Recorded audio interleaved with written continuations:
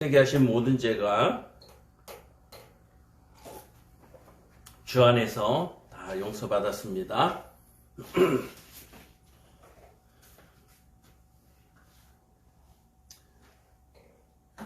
자, 오늘 우리가 보실 말씀은 마가복음 12장 13절에서 17절, 마가복음 12장 13절에서 17절, 짧은 말씀인데 이 말씀을 가지고 말씀 나누겠습니다. 12장 13절에서 17절 그 가운데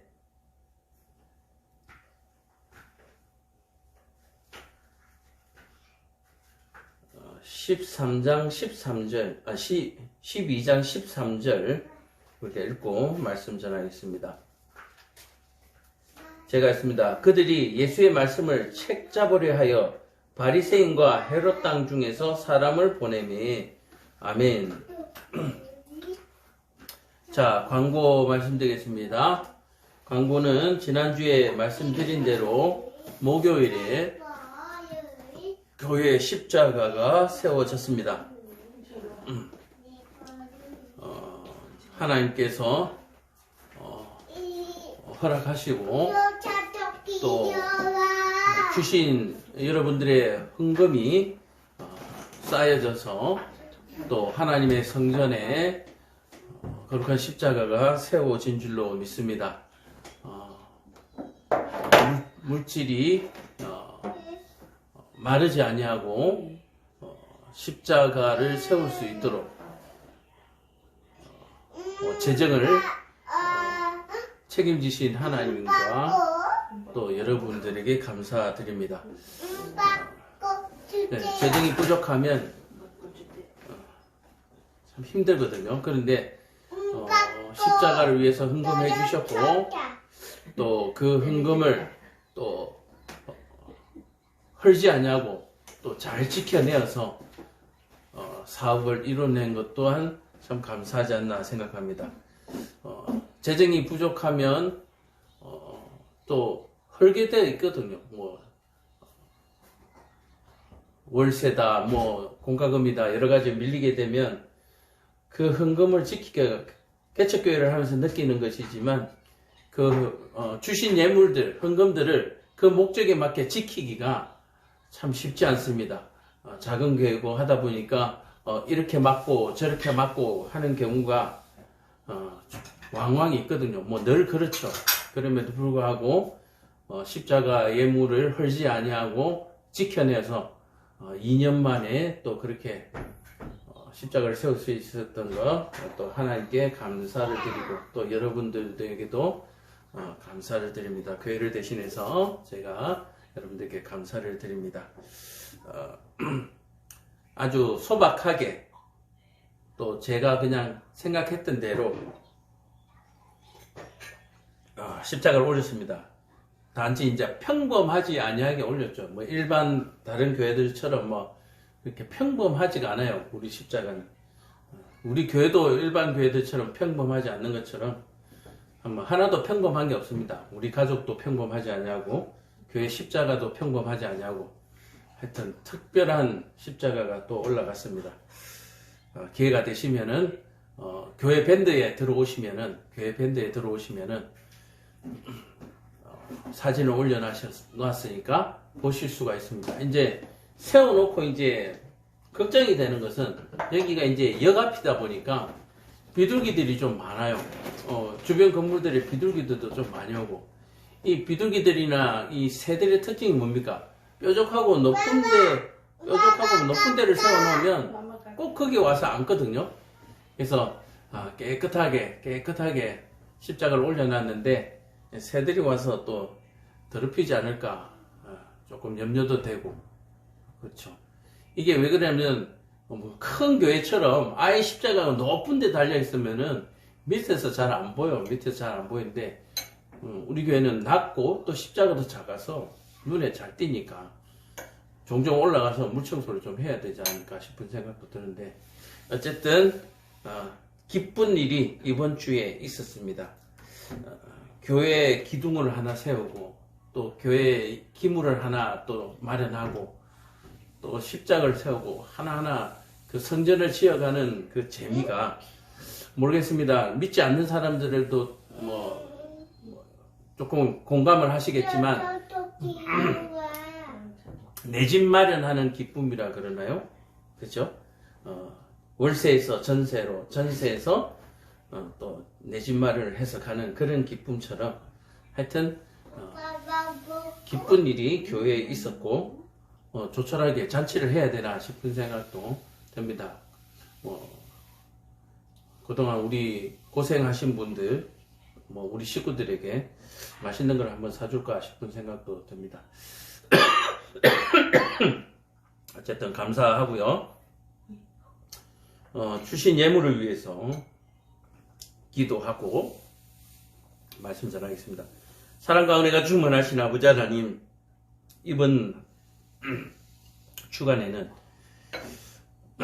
하나님께 교회께 드리는 예물이 십자가의 결실로 세워졌습니다. 드리는 손길들 하나님 정말로 복 주셔서 교회의 십자가가 세워지는 것처럼 인생의 십자가가 세워지면 인생의 좋은 결실들이 세워질 수 있도록 이루어져 갈 수 있도록 하나님 은혜 베풀어 주시고 인도하여 주시옵소서. 가정에 평안을 주시며 또 가정에 특별히 건강을 허락하여 주셔서 연약하지 아니한 강건한 믿음을 유지할 수 있도록 주님 도와주시옵소서. 교회는 갚을 수 없사오니 하나님께서 이들의 가정을 일일이 살펴보셔서 부족한 것들, 좋은 것들로 가득히 채워 주옵소서. 예수님 이름 받들어 기도합나이다. 아멘.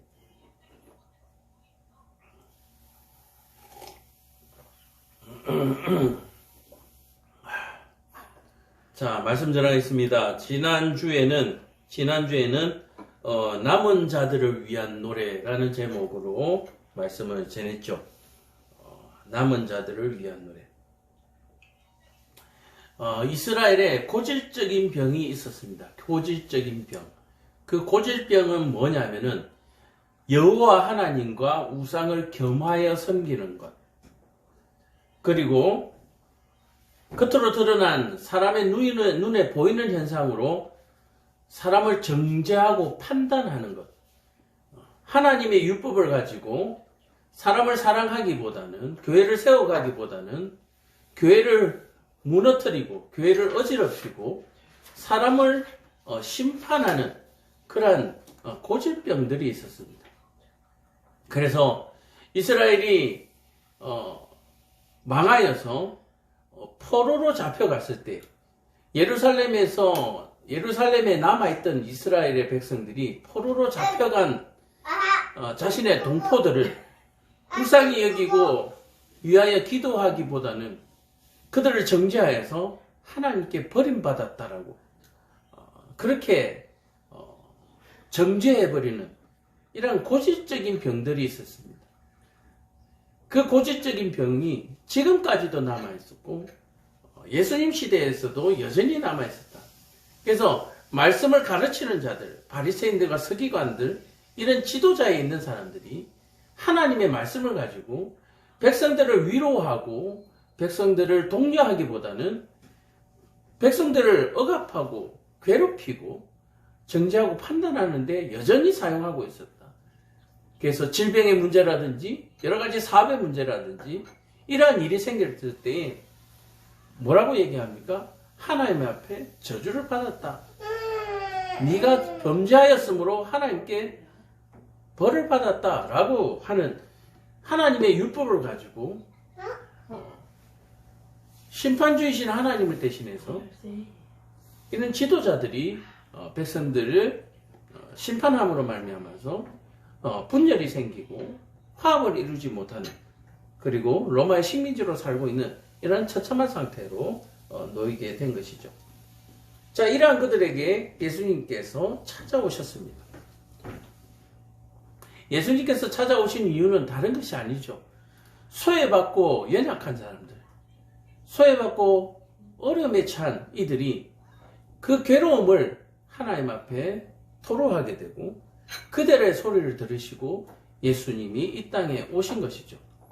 바리새인들과 서기관들, 소위 말해서 가진 자들은 여호와 하나님을 찾기보다는 오히려 더 많은 재물과 더 많은 권력을 가진 사람들에게 아부하기에 바빴고 자신들이 가지고 있는 것들을 그들의 힘을 빌어서 지키는 것에 더욱더 열심을 내었다. 그렇게 볼 수가 있는 것이죠. 그래서 오늘의 제목은 예수님께서 이 땅에 오셨는데 예수님이 오신 것을 반대하고 예수님을 죽이려고 하는 자들이 있었다. 그래서 이 죽이려고 하는 자들이 있었는데 1, 2부로 나누어서 이번 주와 다음 주 나누어서 그렇게 이 죽이려고 하는 사람들의 심리와 이 죽이려고 하는 사람들의 그 이유 뭐 이런 부분들을 우리가 한번 살펴보면서 지금 이 땅을 살아가고 있는 이 시대를 살아가고 있는 우리는 왜 예수님을 죽이려 하고 있는지 우리 스스로도 한번 돌아봤으면 좋겠다라고 하는 것이죠. 우리도 지금 예수님을 죽이려고 하고 있습니다. 조금만 힘이 들어도 예수님을 죽이려고 하고 예수님이 나를 좀 떠나가 주셨으면 하는 그런 생각들을 할 때가 많죠. 또 내가 범죄할 때 잠시 눈 감아 주셨으면 그리고 내가 지은 죄가 심판받지 않냐고 그냥 한번 넘어가 줬으면 하는 한 번쯤은 한 번만 용서해 달라고 하는 이런 잘못된 악습들이 반복되고 있지 않는지 우리가 살펴보도록 하겠습니다. 자, 그래서 오늘은 예수를 죽이려 하는 자들 1, 그 첫 번째로 바리새인과 헤롯 땅에 대해서 우리가 말씀을 나눠보겠습니다. 바리새인들과 헤롯 땅은 왜 예수님을 죽이려고 했을까? 오늘 이들과 예수님의 대화를 통하여서 그 이유를 한번 찾아보고 이 시대를 살아가는 우리들에게도 이 문제가 있지 않나 한번 살펴보겠습니다. 자, 12장 13절에 보면은 그들이 예수의 말씀을 책잡으려고 하여, 자, 여기에서 그들이라고 하는 것은 바리새인과 헤롯 땅. 자, 그래서 이 그들이라고 하는 것은 예수를 죽이려고 하는 전체 무리를 얘기합니다. 예수를 반대하는 전체 무리. 그 전체 무리들의 대표가 되겠죠. 그들이 먼저 누구를 보내냐면 바리새인과 헤롯 땅을 보냅니다. 뭐 하려고? 책 잡으려고. 그러니까 예수를 죽이려는 근거를 마련하려고 그들을 보냈다. 은밀히 보냈겠죠. 은밀히 보낸 건 아니죠. 자, 자, 그래서 예수에게 와 그들이 바리새인과 헤롯 땅 사람들이 와서 이르되 선생님이여. 자, 여기에서 이 바리새인들과 헤롯 땅의 사람들이 예수를 보고 선생님이라고 얘기합니다. 여기에서 이 선생님이라고 하는 것은 뭡니까? 떨어뜨리기 위해서 높이 올리는 것이죠. 십자가에서 죽이기 위해서 십자가에 매다는 것처럼 높은 곳에 올려서 떨어뜨리기 위해서 선생님이라고 얘기를 합니다. 그래서 이 선생님이라고 하니까 요즘 학생들이나 뭐 학교 문제에 대해서 한번 생각해 보면 그런 거죠. 학생들이 가르치는 사람을 들어서 선생님이라고 얘기합니다. 선생님. 자, 그래서 이 선생님은 단순히 지식을 가르칠 뿐만 아니라 인생도 가르치는 전반적인 것을 얘기하죠. 그러나 전문화되어서 지식만 전달하는 선생님이 있고 또 병을 고치는 선생님들도 있고 여러 가지로 개인의 인생에 우리의 인생에 도움을 주는 사람을 선생님이다라고 표현을 합니다. 그래서 이 바리새인과 헤롯 땅에 와서 선생님이라고 하는 것은 뭐 때문에 선생님이라고 부릅니까? 책 잡으려고 선생님이라고 부릅니다. 선생님이라고 불러놓고 선생님답지 않은 것을 지금 찾아내려고 하는 거죠. 그래서 그것이 발각되었을 때에 선생님에서 끌어내리려고 하는, 다시 말해서 선생님이라고 자처하고 다녔기 때문에, 자처하고 다닌 건 아니죠. 사람들이 불렀지 그냥. 그래서 어쨌든 선생님이 선생님답지 못할 때 그 선생님을 선생님 자리에서 끌어내리고 또 그것을 통해서 모독죄를 통해서 죽이려고 하는 근거를 마련하려고 하는 것이다. 그래서 이 선생님은 좋은 의도는 아니다. 존경의 의미는 아니다. 우리가 아노니 당신은 참되시고 아무것도 꺼리는 일이 없으니 라고 얘기합니다. 아무도 꺼리는 일이 없다. 자, 여기서 아무도라고 하는 것은 사람에게 대한 것이고요.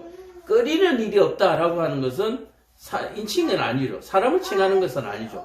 그래서 이것을 한번 말을 한번 맞춰보면 아무도 꺼리는 일이 없다라고 얘기했을 때에 아무도 꺼리는 일이 없다.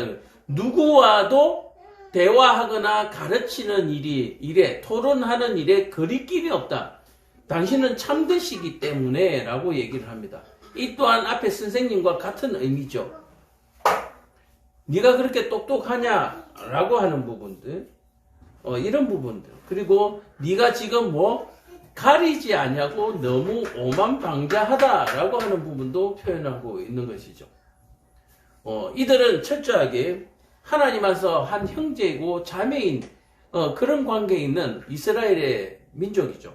그런데 어느 순간 이 제사장이라는 직분과 뭐 이런 지도자에 있는 사람들이 권력으로서 이스라엘의 구조를 계급 구조를 마련되어져 있다. 그렇게 말씀드릴 수가 있는 거죠.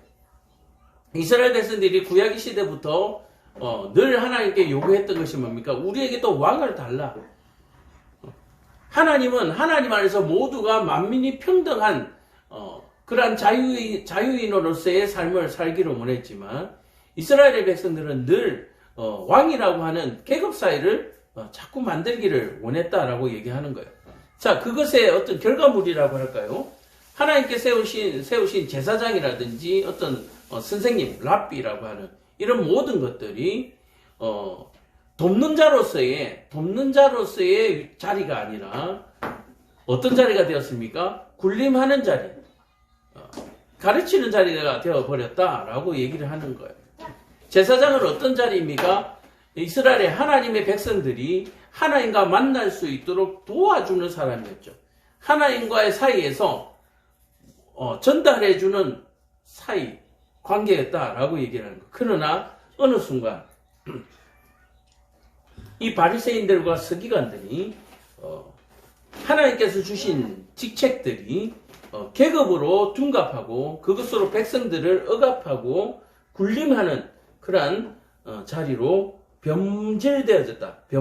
변모된 것이 아니라 이것은 변질된 것을 얘기합니다. 그래서 당신은 참되시고 아무도 꺼리는 일이 없다라고 얘기하는 것은 야, 너 별 볼 일 없는 것이 아무나 막 들이받고 다닌다라고 얘기하는 거죠. 존경을 하지 않는다. 네가 만약에 선생님이라면 이스라엘의 이 대선생님들, 바리새인들과 서기관들, 제사장들이 있으니까 네가 찾아와서 머리를 숙이고 들어와서 내가 이런 사람이고 내가 당신들 밑에서 열심히 일하겠습니다. 이렇게 굽히고 들어와야 돼요. 아니면 만약에 네가 이스라엘에 정말 하나님 보내신 왕으로 왔다면 하나님께서 와서 당신들을 국무총리로 그리고 장관으로 지금 삼으신다고 제게 임명장을 주셨습니다. 라고 이렇게 찾아와야 되는 것이 바람직한데 네가 뭐요? 아무와도 꺼리끼는 없이 네가 막 들어와서 뭡니까? 들이받는다는 얘기요. 그 앞에 어떤 일이 있었습니까? 예루살렘 성전에 나귀를 타고 들어와서 성전에 물건 파는 사람들의 상을 엎으시는 일들을 했잖아요. 이거 뭡니까? 예루살렘 성전에 있는 제사장이나 바리새인들이나 이 높은 사람들의 눈치를 보지 않냐고 완전히 예루살렘 성전에 와서 깽판을 지긴 거잖아요. 그래서 이 얘기가 뭐냐면 아무도 끄리끼는 일이 없다. 네가 주위의 눈치를 보지 않는구나. 당신이 정말 똑똑해서 주위의 눈치를 보지 않냐고 아무나 들이받는구나. 이 얘기를 하는 거예요. 그런 걸 보니까 사람의 외모를 보지 않냐고 이렇게 나오죠. 네가 지금 네가 있는 자리가 누울 자리인지 아니 설 자리인지 지금 분간을 못하느냐. 지금 이 높으신 분들이 어르신들이 안 보이느냐 얘기예요. 오직 진리로서 하나님의 도를 가르침이다 라고 해요. 네가 가지고 있는 알량한 지식으로 이런 고관 대작들, 다시 말해서 이런 사람들을 네가 가르치려고 하느냐. 자, 그래서 너에게 하나 질문을 하겠다. 뭐라고요? 가이사에게 세금을 바치는 것이 옳으니까 옳지 아니하냐. 자, 네가 그렇게 안하무인격으로 막 들이받고 다니는데 자, 한번 물어보자. 그러면 가이사에게 세금을 바치는 것이 옳으냐 옳지 않느냐. 네가 이것을 정말로 잘 대답한다면 내가 아무에게도 끄리낌 없이 네가 들이받고 다니는 것을 우리가 인정해 주겠다. 그런 느낌의 얘기죠.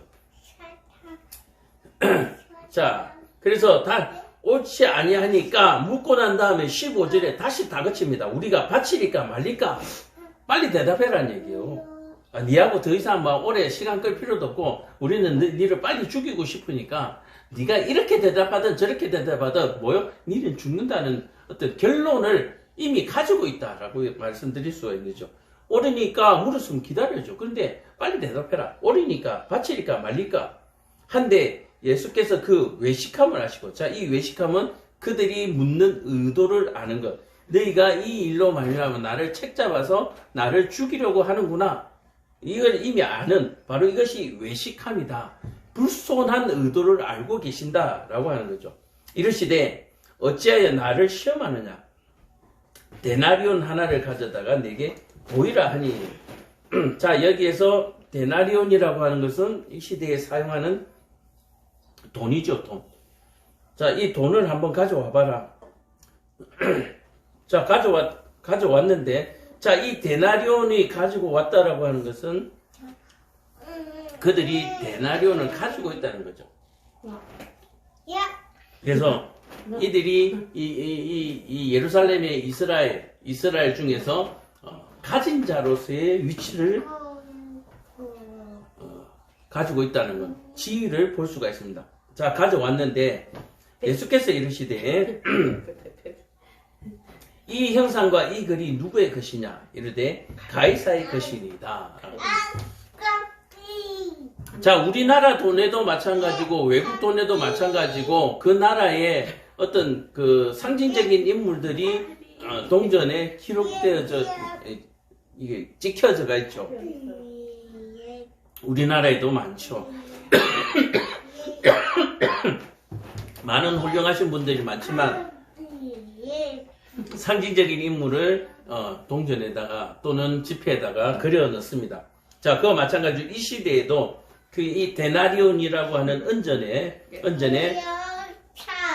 어떤 형상이 찍혀 있다. 그리고 어떤 글도 찍혀 있다. 이것이 누구의 것이냐 물었더니 가이사의 것이다. 데나리온 은전에 새겨진 그 사람의 형상이겠죠. 그것이 누구다? 가이사를 그린 것이다. 그리고 거기에다가 글자를 써놓았는데 그 글자도 가이사의 글이라는 얘기예요. 이 글자 또한 그 나라의 어떤 전체 백성들이 가지고 있는 공유물이 아니라 그 왕이 글자 또한 가지고 있다라고 얘기합니다. 자, 이런 부분을 볼 때 하나님과 가이사가 많이 대조적으로 나타나고 있죠. 하나님께서는 어떻습니까? 글자를 백성들에게 주셨죠. 다시 말해서 율법을 백성들에게 주었습니다. 근데 이 로마라고 하는 여기 이 가이사는 그 글자 또한 로마의 것으로서 로마의 것이라고 하면 결국 왕의 것이다 라고 얘기를 하는 거예요. 그러니까 이 땅에 있는 모든 것이 가이사의 것이다 라고 표현을 하는 거예요. 근데 하나님께서는 우주 만물을 창조하신 다음에 그 모든 것들을 어떻게 했습니까? 사람에게 주었죠. 사람에게 주었어요. 그래서 여기서 이 땅의 왕 그리고 하나님 왕과의 대조적인 모습도 여기에서 볼 수가 있습니다. 자, 그래서 이 데나리온에 있는 글과 그림이 누구냐 했더니 가이사고 가이사의 글이다, 로마의 글이다라고 얘기하는 거예요. 자, 17절에 이에 예수께서 이르시되 가이사의 것은 가이사에게 하나님의 것은 하나님께 바치라 하시니 그들이 예수께 대하여 매우 놀랍게 여기더라. 자, 여기서 매우 놀랍게 여기더라 라고 하는 것은 무엇입니까? 책 잡을 것을 뭐했다? 찾지 못했다라고 얘기해요. 자, 바리새인들과 헤롯 땅의 몇을 죽이려고 하는 그 집단에서 특파를 했습니다. 특파를 해서 예수님이 죽일 수 있는 빌미를 좀 찾아라. 약점을 좀 잡아라 라고 했는데 뭐했다? 놀랍게 얘기했다. 그래서 찾지 못했다 라고 얘기를 하는 거예요. 자, 그래서 오늘 이 말씀이 여기까지인데 자, 그러면 오늘 제목이 뭡니까? 예수를 죽이려고 하는 자들은 뭡니까? 예수에게 뭘 찾습니까? 부정적인 것을 묻습니다. 예수가 아니라는 증거, 그것을 찾으려고 하는 것이죠. 자, 우리는 흔히 신앙생활을 하면 이렇습니다. 하나님께 기도하면 된다. 그러면 보통 사람들이 기도합시다 이렇게 하진 않죠. 야, 기도해도 소용없더라. 너 혹시 기도해가지고 뭐 받은 거 있냐? 한번 말해봐. 이 부정적인 것을 얘기한다라고 얘기하는 거예요. 오늘 저와 여러분들이 예수를 죽이려고 하는 자들이라는 제목을 통해서 말씀을 나누는데, 내가 예수를 죽이는 사람인가 살리는 사람인가, 이것을 우리의 삶 속에서 어떻게 이 바리새인들과 헤롯 땅을 통해서 우리를 어떻게 살펴볼 수가 있습니까? 내가 부정적인 사람이냐 긍정적인 사람이냐라고 얘기하는 거예요. 그렇다고 해서 마냥 긍정적인 것만을 지금 얘기하는 것은 아닙니다. 마냥 긍정적인 것을 얘기하는 것은 아니에요. 하나님의 말씀에 뭐요? 의심하지 아니하는 것. 또 의심하지 않을 뿐만 아니라 그것을 실제 삶으로서 나타내 보이는 것, 살아내는 것, 이런 모든 것들이 예수를 죽이는 삶이냐 예수를 죽이지 않는 삶이냐라고 하는 부분. 다시 말해서 구원받은 백성이냐 구원받지 못한 백성이냐를 구별할 수 있다라고 얘기를 하는 거예요. 그래서 예수님께서 오늘 그 구별하는 그 방법이 뭡니까? 가이사의 것은 가이사에게, 하나님의 것은 하나님에게 바치는 거예요. 이 일을 저와 여러분들이 하고 있느냐라고 얘기를 하는 거예요. 자, 분명히 예수님께서도 가이사의 것은 가이사에게 바치라고 얘기를 하고 있습니다. 자, 이것은 뭡니까? 우리가 흔히 직장 생활을 하든지 사회생활을 하든지 그 사회로부터 얻어지는 어떤 재원이나 재화가 있다라고 하는 거예요. 자, 거기에 대해서 우리가 지불해야 할 노동력이라든지 지불해야 할 세금이라든지 이런 것은 그들이 원하고 있기 때문에 그들에게 바쳐야 하는 것이죠. 자, 이것을 우리 흔히 카르텔이라고 얘기합니다. 그 집단에, 그 사회에 들어가려면 거기에 룰을 따라야 하는 것이죠. 자, 그렇다면 너희가 세상의 룰도 그렇게 잘 지키고 따르면서, 그렇다면 이 나라, 하나님의 나라에 하나님의 룰은 너희들이 잘 따르고 있느냐라고 얘기합니다. 이들이 얘기하는 것은 그렇습니다. 11조라고 얘기하는 것이 있는데, 이 11조를 가이사에게 바치는 것이 옳으냐 아니면 하나님께 바치는 것이 옳으냐, 궁극적인 것은 이런 부분을 얘기하는 것이죠. 그런데 오늘 예수님께서 말씀하시는 것은 뭡니까? 이 땅에서 가이사가 달라고 하는 부분은 가이사에게 주고 나머지 것이 있잖아요. 그죠? 그러면 나머지 것에 대해서 또 하나님께 드리면 되는 거예요. 여기에서 좀 더 큰 믿음이라고 하면 좀 더 정확한 것으로 가자 그러면 이런 거죠. 예를 들어서 우리가 100만 원의 소득이 있다. 100만 원의 월급을 받았다. 11조를 하면 10%짜리거든요. 그러니까 가해사한테도 10% 주고 가해사한테 10% 주고 나면 어떻게 됩니까? 90원이 남잖아요. 90원. 90만 원이 남잖아요. 90만 원. 자, 90만 원에 대해서 하나님께는 어떻게 됩니까? 9만 원을 드리는 거예요. 자, 이런 부분들은 제가 볼 때는 옳지 않은 거예요. 자, 100만 원의 월급을 받았으면 가이사가 50만 원을 달라고 그러면 50만 원 줘야죠. 그거는 어쩔 수 없잖아요. 뭐 강제로 뺏어가는 건데 안 줄 수 있습니까? 그러면 50만 원 나왔단 말이에요. 자, 우리가 흔히 얘기하는 것은 이게 소득이잖아요. 이게 소득이니까 50만 원에 대해서 5만 원의 11조를 하나님께 드리면 되는 거죠. 자, 어떤 사람은 어떻습니까? 100만 원을 받았으니까 50만 원이 뜯겼더라도 10만 원의 11조를 하나님께 드린 거예요. 왜요?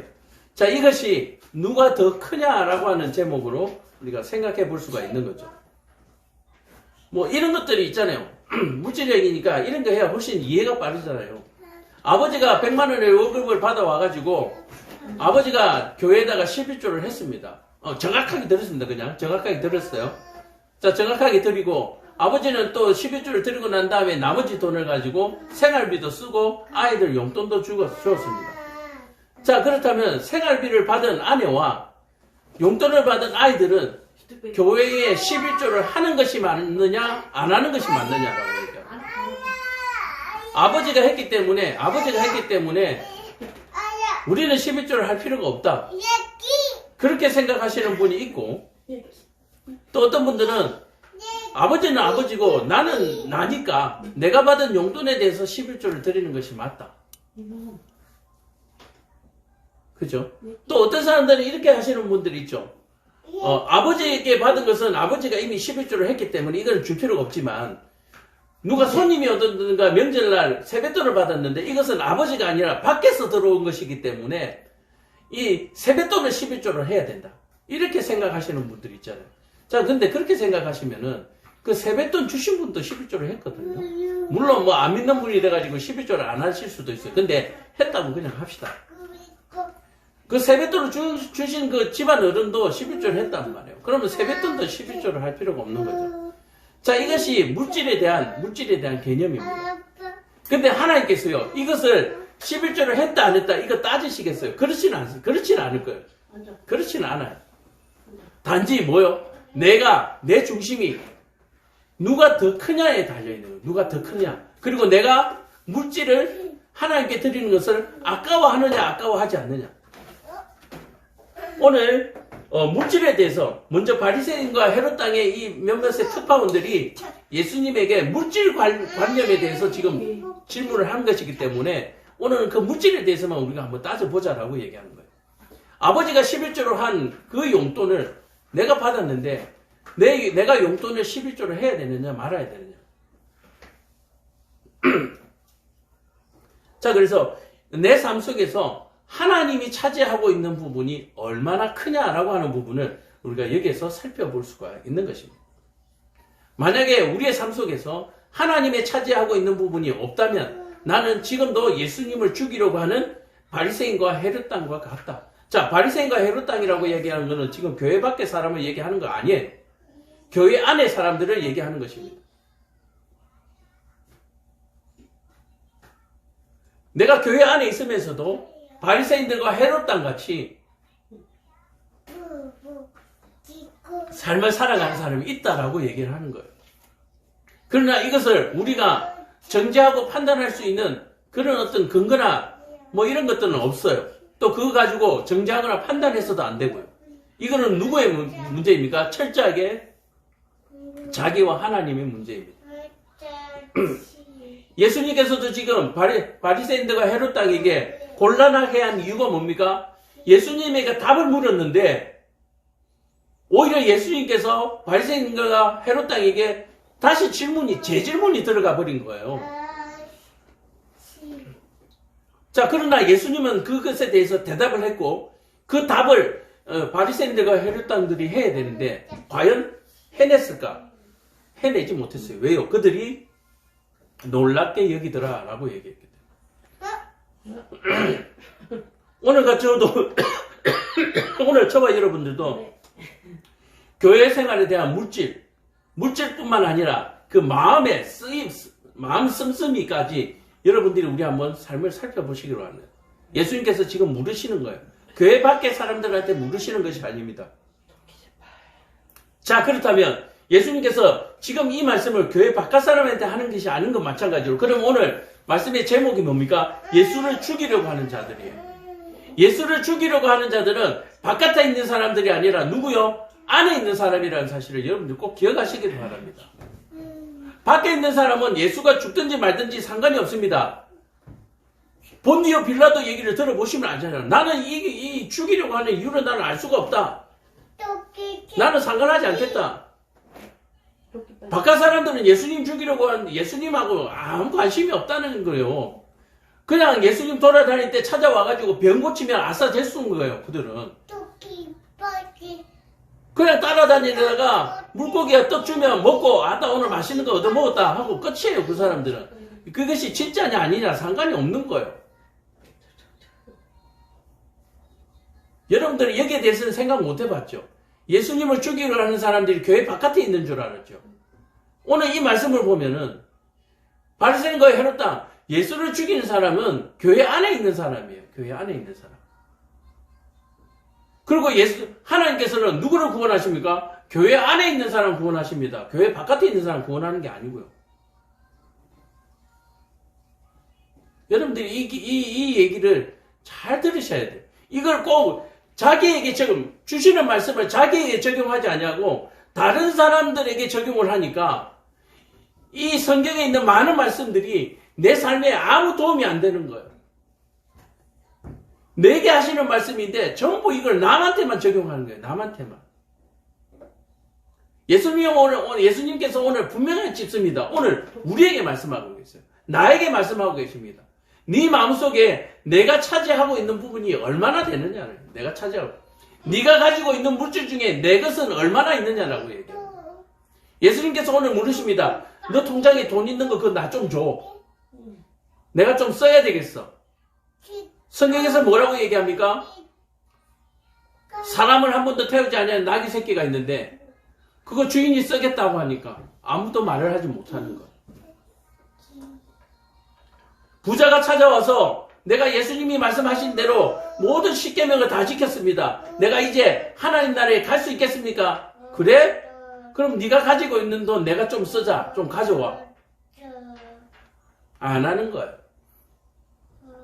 오늘 저와 여러분들이 대부분 보시면은 내가 예수님을 죽이는 바리새인들과 헤롯 땅에 속하는구나 라고 하는 사실을 여러분들 직감하실 겁니다.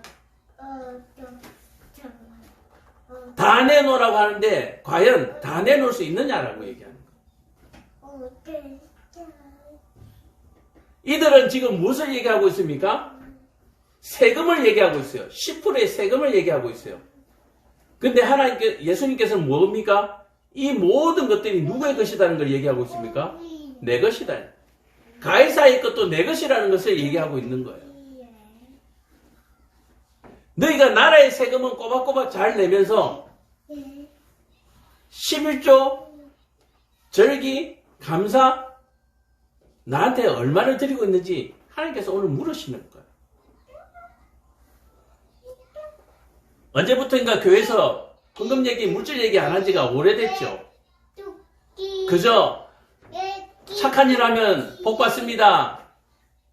이웃을 잘 도우면 복 받습니다. 뭐 안 도우면 어떤가 뭐 힘이 없어서 어려워서 나도 도울 수 있는 내가 더 힘든데 내가 더 가난한데 우리 집사람하고도 가끔 그런 얘기 하는데 야 돌아보니까 우리가 제일 가난하다니. 야 우리 이렇게 좀 도와야 되지 않을까 저렇게 도와야 되지 않을까 통장도 찾고 뭐 이렇게 지갑도 디비다가 나중에 보면 우리가 제일 가난하다는 거야. 근데요 돈이 많고 적은 것이 가난함의 척도가 되지 않는다는 사실을 여러분들 꼭 기억하시길 바랍니다. 얼마나 나눌 수 있는 마음이, 내 안에 얼마나 하나님이 많이 차지하고 있느냐. 그것이 부자의 척도예요. 내가 얼마나 주를 위하여 많이 내어놓을 수 있는가.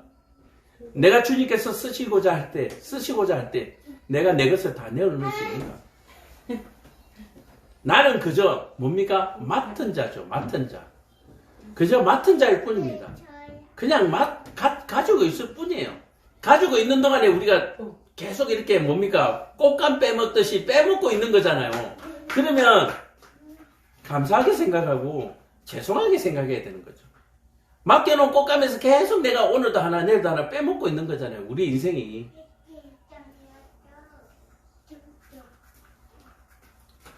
우리의 인생 수명도 마찬가지입니다. 하나님이 우리의 수명을 가지고 계시는데 오늘도 꽃감 하나 내일도 꽃감 하나 우리가 이렇게 하나님의 시간을 빼먹고 사는 사람이잖아요.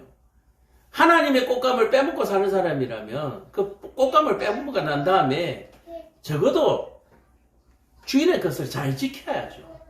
주인의 말씀 잘 순종해야죠. 주인의 꽃감을 빼먹으면서 꽃감만 빼먹고 일은 안 한다. 주인을 위해서 일하지 않는다. 호시탐탐 주인을 죽이려는 자와 야합에서 주인을 죽이는 일에만 우리가 앞에서 본 것처럼 포도원을 맡긴 농부들이 주인의 아들도 죽이고 주인까지 죽이려고 하는 이런 악한 사람들로 우리는 변해가고 있는 거예요. 바리새인과 오늘 이 헤롯 당은 서로 사이가 나쁜 사람입니다. 바리새인은 어떤 사람입니까? 하나님에게 충성하는 나름대로 자기들 충성 멤버들이에요. 헤롯 당은 누굽니까? 하나님을 버리고 헤롯에게 충성을 맹세한 사람들이에요. 이 둘이가 어떻게 해요? 친해질 수가 있겠습니까? 서로 보면 나쁜 놈, 원수, 배신자라고 얘기하는 사이예요. 근데 이 둘이 손을 잡고 예수 죽이는데 손을 잡았어요. 왜 그런지 아십니까? 이 바리새인들은 예수를 죽일 수 있는 그 생명, 사형시킬 수 있는 방법이 없어요. 이 예수를 사형을 시키려고 그러면 누구의 도움이 필요하다? 헤롯의 도움이 로마가 필요한 거예요. 그래서 헤롯 땅을 끌어들이는 거예요. 이 나쁜 놈들이 하나님을 섬긴다고 하는 사람들이 예수님 죽이려고 헤롯을 끌어들인 거예요. 예수님을 죽이려고. 예수님이 하고 있는 일들 가운데 예수님을 죽일 수 있는 방법이 전혀 없어요. 유일하게 죽일 수 있는 방법이 뭐냐면은 이스라엘의 왕으로서 폭도의 우두머리를 만들어가지고 로마에 대적하는 반역의 우두머리를 삼아서 죽이는 방법 말고는 예수를 죽일 수 있는 방법이 없기 때문에 헤롯 땅을 끌어들이는 거예요. 자, 그렇다면 이런 바리새인들이 이 시대에 어떤 사람들이 바리새인이냐 하면은 내가 하나님의 말씀을 어기기 위해서 모든 수단과 방법을 가리지 아니하고 하지 않을 방법을 만들어내는 거예요.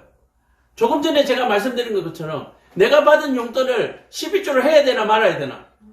아빠가 11조를 했으니까 나는 안 드려도 되지 않을까. 이런 온갖 방법들을 끌어들이는 사람이 누구냐면 바로 바리새인 같은 사람이에요.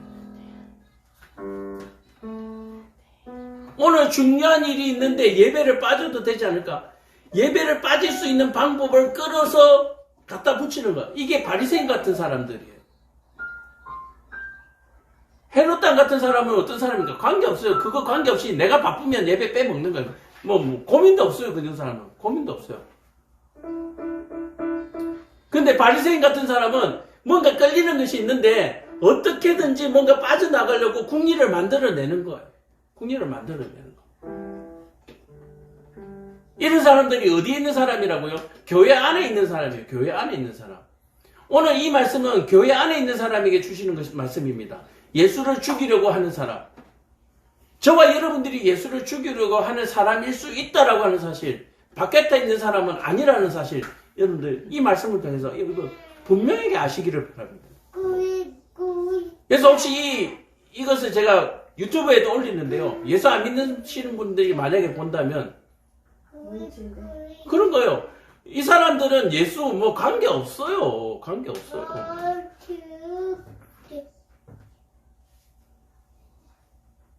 예수 죽이려고 하는 사람은 누구다?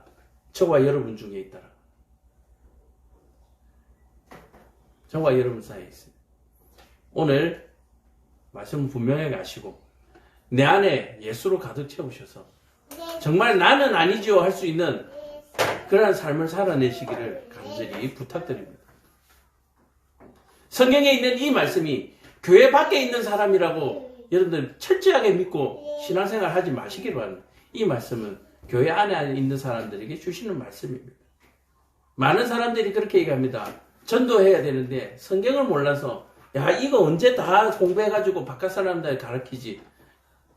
그런 생각 마십시오. 바깥 사람들한테 이 성경 가르칠 필요도 없어요.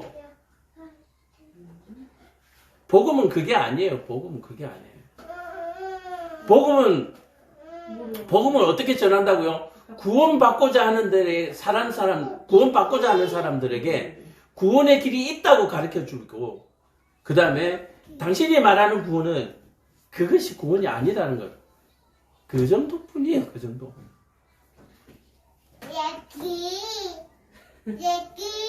오늘 이 말씀을 통해서 저와 여러분들을 분명하게 들여다볼 수 있는 그런 현미경과 같은 말씀이 되시기를 간절히 축원합니다. 기도하겠습니다. 사랑과 은혜가 충만하신 아버지 하나님, 하나님께 주신 이 말씀이 철저하게